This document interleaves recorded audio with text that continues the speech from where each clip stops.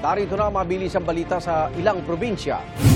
Estado ang isang apartment na ginagawa umanong laboratorio sa paggawa ng mga produktong may liquid marijuana oil sa barangay Pascam 2 sa Jal Trias, Cavite.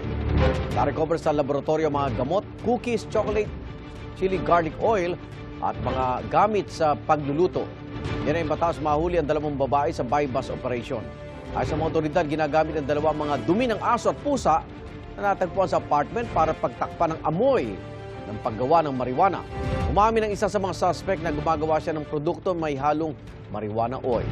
Inamin naman ang isa pang suspect na may halong droga ang kanilang mga produkto. Para mga suspect sa kaukulang reklamo. Igan, mauna ka sa mga balita. Mag-subscribe sa GMA Integrated News sa YouTube.